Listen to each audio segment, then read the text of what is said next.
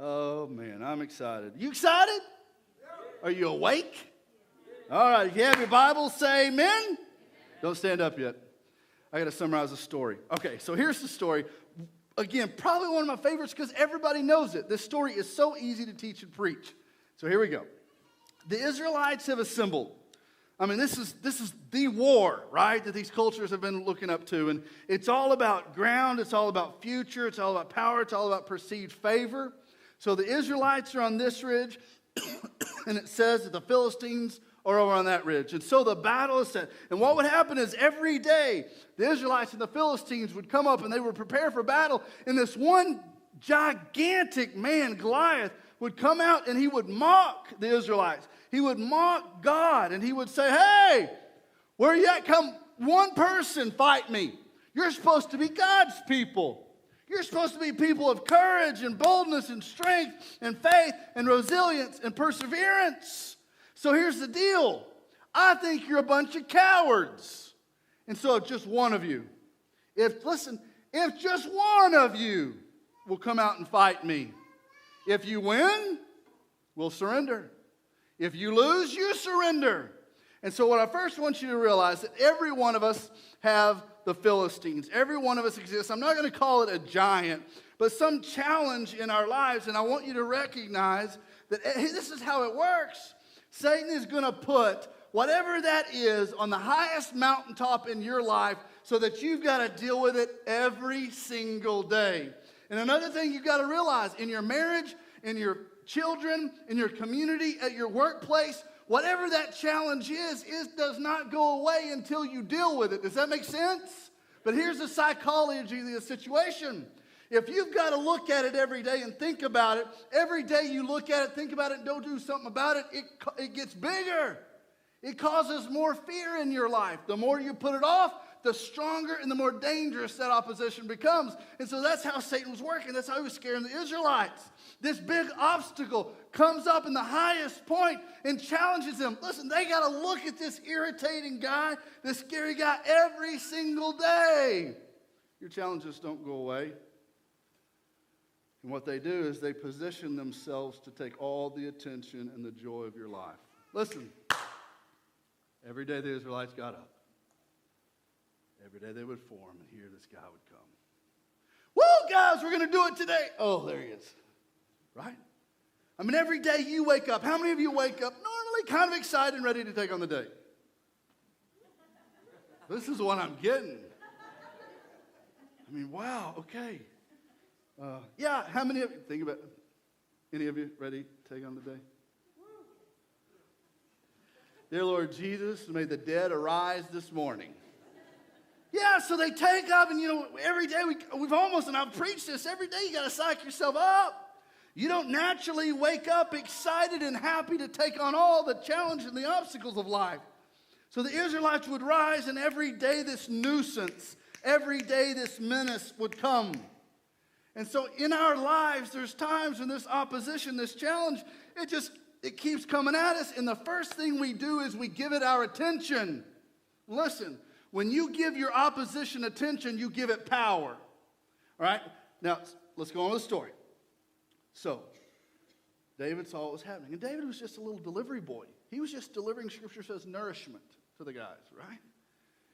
He's delivering, and so he comes to the Israelites, and he comes to the time of the day when they make their formations. And he comes up behind the Israelites, and he's looking through them, and he sees the Philistines, and then he sees this giant. Goliath come out and challenge and mock. And the little fella says to the church, to the Israelites, are y'all going to let him talk to you like that? What are y'all doing? He's challenged you. He's here to take ground away from the church. Dad, he is here to take ground away from the spiritual life of your family. Your opposition is here. We keep thinking that, no, we can wait. No. Your opposition is at your door and has been at your door for a long time. The waiting is in you doing something about it. I don't know how many times I've asked, how many of you can do something better? You know God's called you to more, and we all raise our hand. That's what David's asking. Listen to what this little young fellow was asking. How much are you going to talk about it? Guys, he's mocking you. The church is losing ground to the kingdom of evil. He's approaching. How much are you going to take, church? How many? How much addiction are you going to deal with? I just got to ask. I mean, somebody going to do something? Somebody going to stand up? Someone going to say no more? How many of our children are going to get raped for it's not acceptable anymore? Does that make sense to you? It's enough.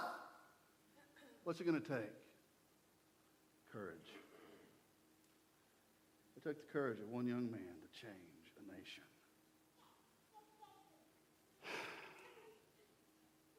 Yeah. So who's going to do something? Well, they look around and they can't really find anybody. So David says, guys, hey, let's listen to what he says right here. All right, if you would stand out of recognition for God's infallible, inerrant word. So David answers Saul, hey, Saul, I've been out tending my father's sheep. And whenever there's a lion or a bear came and tried to carry off, I want you to listen to this.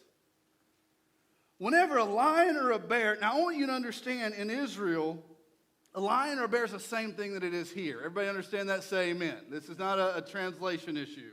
They're not a toy bear or like a toy poodle. They're not smaller, okay? I mean, this is the real deal.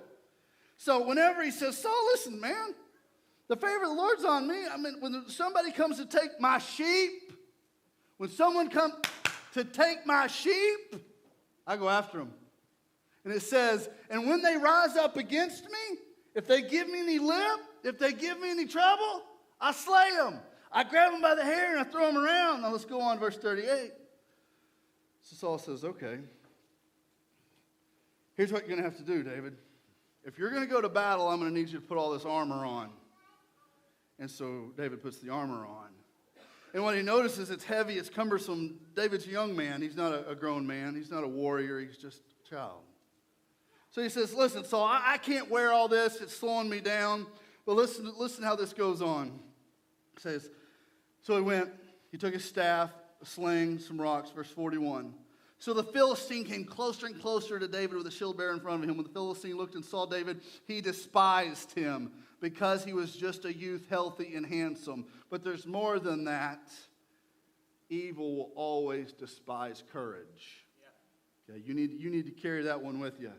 Evil will always despise courage. Because he was just a youth, young, healthy, and handsome. 43, he said to David, young man, am I a dog that you would come up at me with sticks? Then he cursed David by his gods. Come here, the Philistine called to David. Come here. I'm going to give your flesh to the birds of the sky and to the wild beasts. So get this. There's this 9-foot, 9-inch Goliath on one side taunting, the Bible says, a little freckle-faced, red-headed boy. He says, hey, listen, little kid. And he's got a whole army with him that the Israelites are scared to death of. Hey, I'm about to skin you and feed you the animals. And then you got the little freckle-faced boy, and here's what he says. You come against me with a sword, a spear, and a javelin. But I come against you in the name of the Lord of armies, the God of the ranks of Israel. You have defied him. Today, listen to this, big boy. Today's the day. Like, this mess has gone on long enough. You've mocked God for the last time. Your reckoning is here. Today the Lord will hand you over to me. His voice hadn't changed yet. To me. Today, I'm going to strike you down. Not just on you. I'm taking you all the way down, big boy. And when you're down there, I'm going to cut your head off. You get it? You get the picture, big boy? Yeah? And when that's done, I'm going to give the corpse back to your people. And we're going to watch the birds and the animals chew on it for a little while. You get the disdain here? Do you get how serious this battle is when we're talking about God's people, God's land, the church's right to be victorious? Keep going. And the whole assembly, and this is my favorite part. There's this guy in the World Cruise. Then all of the world will know. David's saying, listen, big boy, I'm about to show everybody the power of my king by whooping your rear, cutting your head off, and hanging you out to dry. Then the world will know. Now listen, the world would never know without the courage of someone to go into battle for the Lord. Lord, I pray that you would give us insight, application of the truth, the beautiful truths of your word. Lord, that you would teach us the principles to live fearlessly in this life.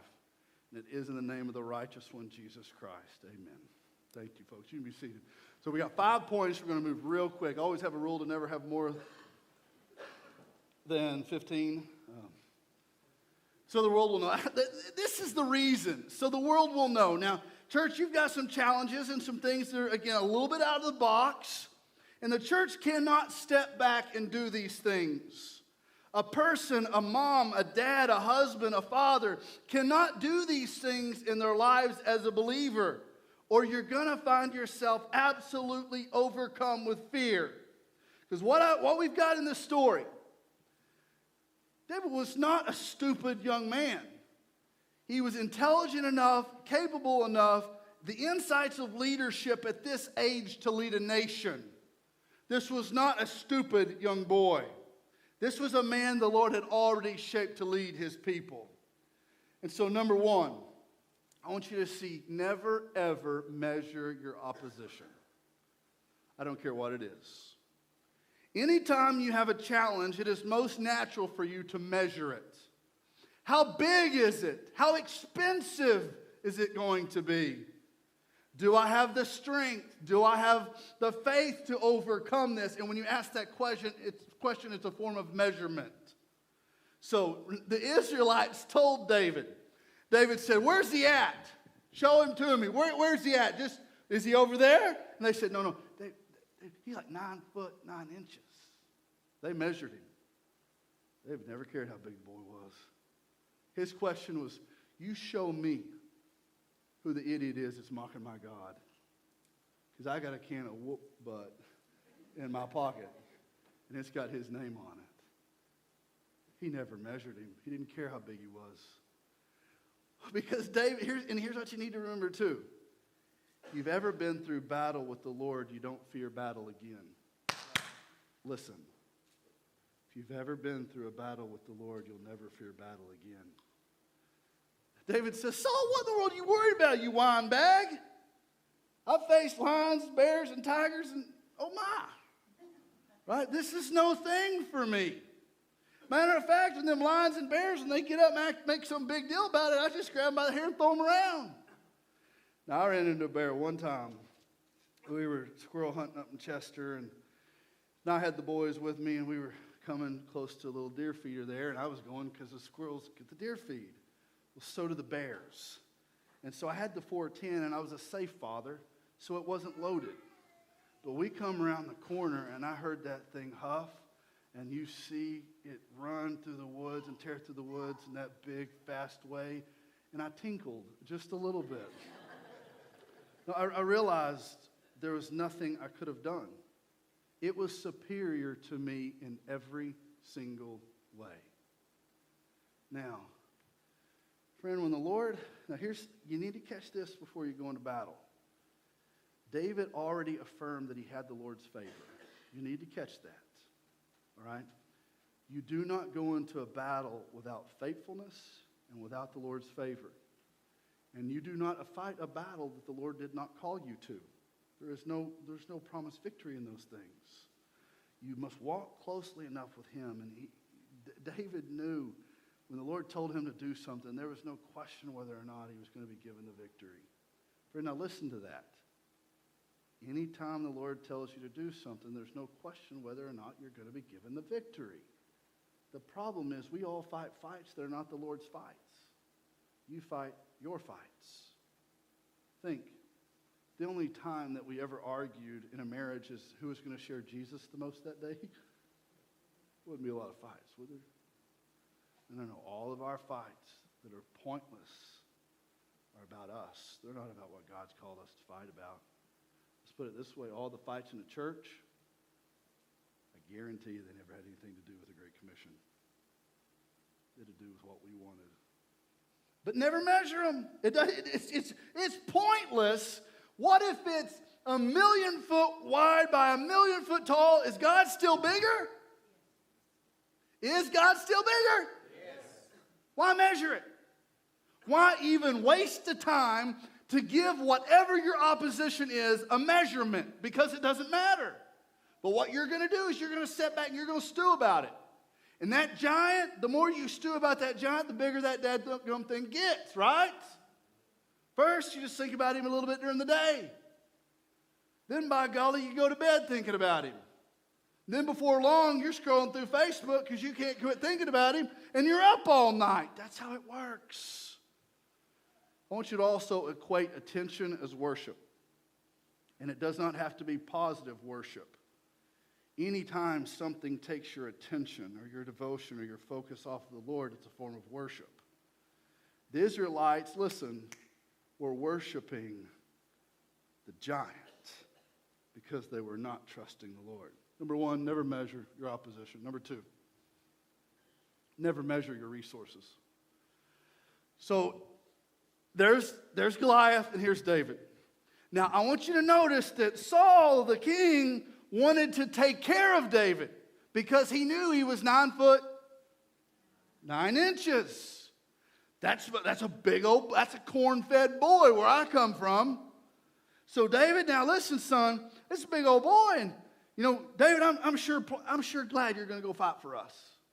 Here's the other thing: the church is always waiting for somebody else to fight for them. God's people are always waiting for someone else to take the place. Here's your excuses. I'm too busy. I'm too tired. I'm too old. I'm too young. I mean, you got 1,000,000 of them. Friend, who's going to fight? How in the, you ain't got no excuse. You ain't got nothing good enough. Not a thing. But you've justified out of it. So Saul was like, David, come here, son. Did you see him? 9 foot 9 inches.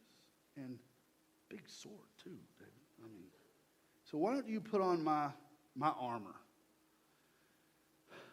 Do not try to protect someone God has given a mission. You listen. If someone comes to you and they tell you the Lord has laid something on their heart, do you know how fast we are to talk them out of it? They don't need your armor. They got all they need. But David, go ahead and put this on. And so David did. Now here's what David knew in his heart. First of all, he didn't need to sprint. I mean, he could have wore the armor, but he knew he didn't need it. Do you know how much we haul around that we don't need? He knew he didn't need all that mess. All he needed was God's favor. Now, in your life, you do not know the value of God's favor until you have had it. So David said, Saul, take that junk off. I look like a dummy. I'm too small. Besides, I don't need it. Here, just give me these rocks. Now, if you brought this to a Baptist church, there would have been a business meeting. There would have been a committee appointed to select everything that the church would have needed to overcome this battle. There would have been a waited period. We would check the bylaws, the policies, the Constitution, and then we would win in a battle. Friend, let me tell you something. We lose ground every single day. And I guess I wish David was running around asking, what are you going to do about it? Every day our marriages, every day our children, every day our kids and our community and the drug addiction gets worse. Now, law enforcement's doing a good job. When you see the Booneville guys, when you see the county boys, you thank them. I see passion and I see energy that I've not seen yet. But this is what revitalizes. Why are you standing on the mountain talking about it? Let's keep going. No. It does not matter how much you have. Scripture says he owns the cattle on 1,000 hills. He'll meet your needs according to his riches and glory. So church, for the Christian, whether or not you face that challenge has nothing to do with the things you have. God will prepare you for what you need when you need it. Trust me. We're dealing with it. And here's the other thing.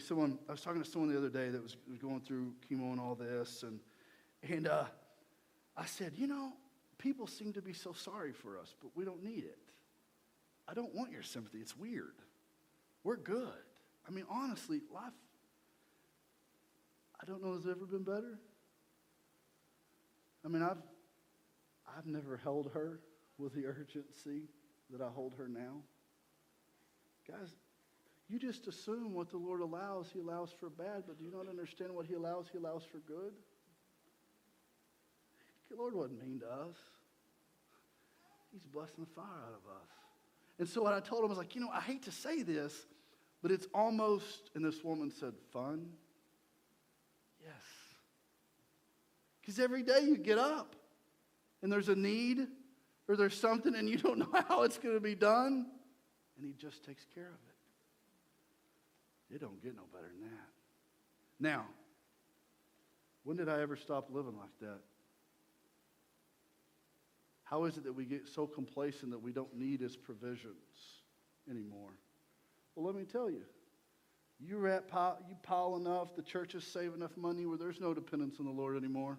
And listen, there'll never be favor for the fight without dependence for the provision. Did you catch that? All right. Number 3, never trust your assessment. So, all of Israel had assessed the situation. David did not give it an assessment. Saul would have known, any of the adults would have rationalized the logic of dishonest humanity. Guys, here's what's going to happen. That Goliath's out there, taunting us, and we're going to go over there and beat him, and then they're all going to surprise us. It's a trap, right? I mean, because you just think up all kinds of stuff, don't you? No, David was like, it don't matter. Let me at him. Friend, you're not smart enough to accurately assess something, and all your assessments will be self-ish, okay? And that's not what the Lord favors. Let's keep going. Number 4. Never doubt his faithfulness. You ever had just an emergency prayer? Here's what I mean. So we often give, and Jacob talked about this a little last week. This is what I'm trying to especially teach our guys is, these are real people who dealt with real situations. They had real pain. And so here's David, right? And he's got this rock. Now, guys, remember, he's got a brain just like you got a brain. I mean, he's royal court. I mean, he's educated. So here's the deal. He's spinning that rock. And as he's spinning that thing, he's got to be thinking, boy, if I don't hit him just where I'm supposed to hit him, he's going to get mad. Right? I mean, because this rock won't just kill him. He's going to come at me. Man, I probably should have put some of that armor on, right? I mean, just think through it. I mean, he's spinning this thing. He's out there. None of us would have even been out there, but he's spinning it thinking, Lord, if I didn't pray, I just want to go ahead and pray now, right? Do y'all ever do that? Lord, I just was thinking, if I'm not saved, can you go ahead and save me, right? We all have those little last minutes, just in case I didn't get insurance for this.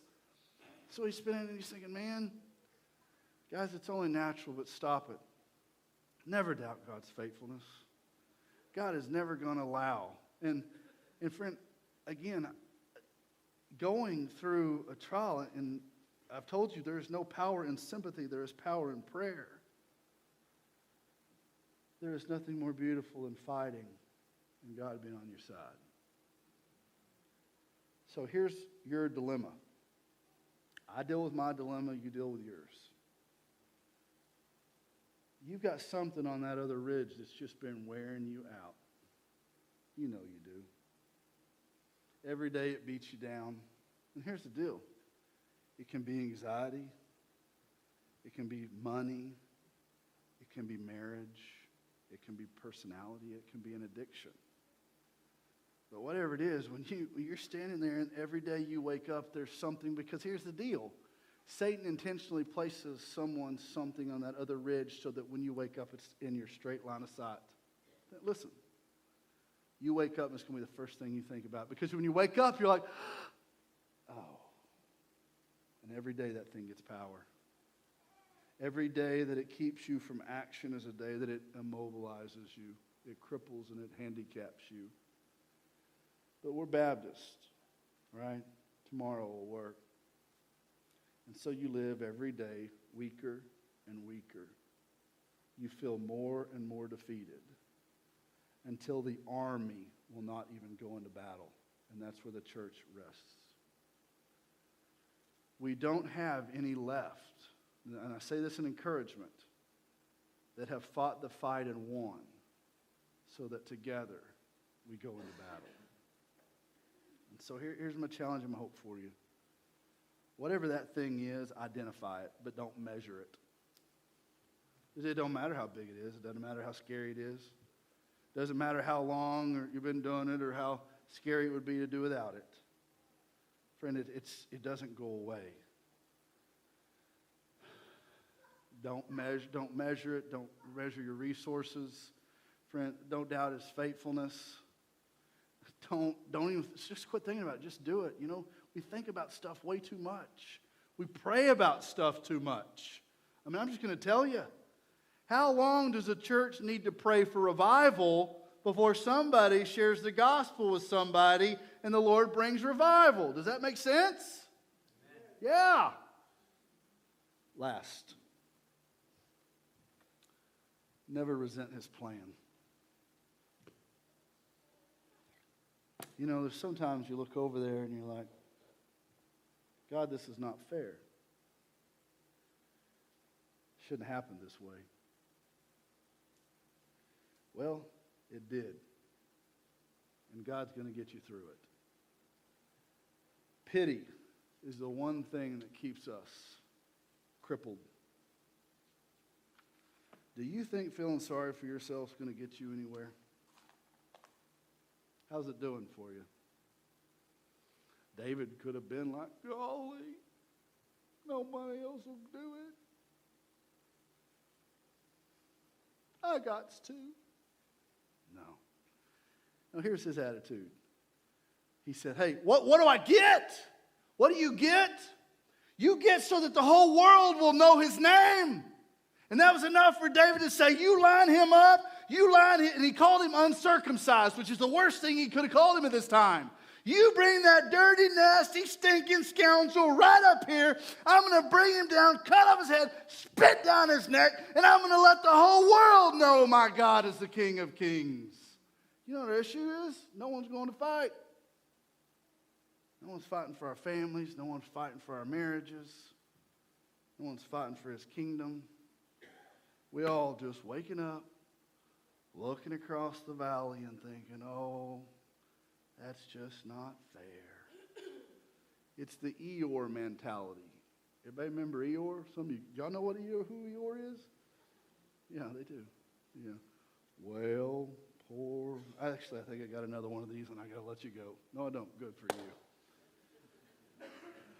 Friend, you got a choice.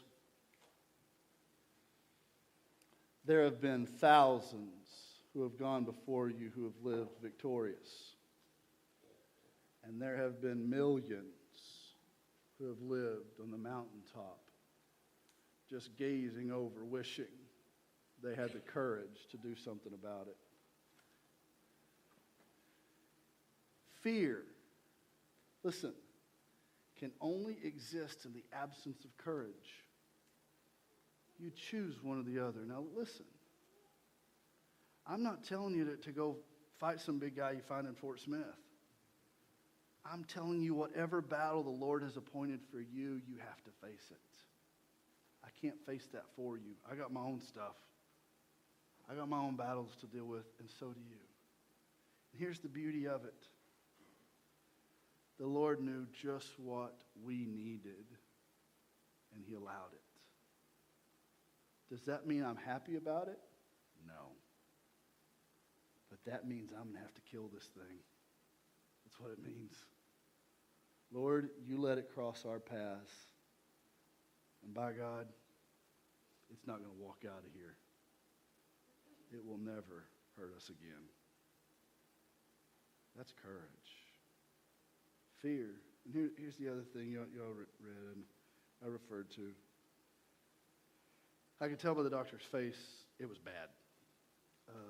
When remember they offered me anxiety medicine, Valium, alcohol, right? I was literally just beside myself in that way, all over the place until that doctor come in, and then when she said cancer, I was like, all right. I know what it looks like now. I know what the battle is now. You've got to identify, but you don't have to measure. What are you against? And what on God's green earth is keeping you from doing anything about it? I'm tired of getting our butts kicked, aren't you? All right, I'm going to give you a chance come real soon to do something about this. We'll find out just how serious you are. From being a man that leads his family with courage to a woman that leads her family with courage, that follows with courage. We don't win this thing until someone steps on the dadgum battlefield, people. And we're not fighting against each other. Lord, we give you the glory and the honor.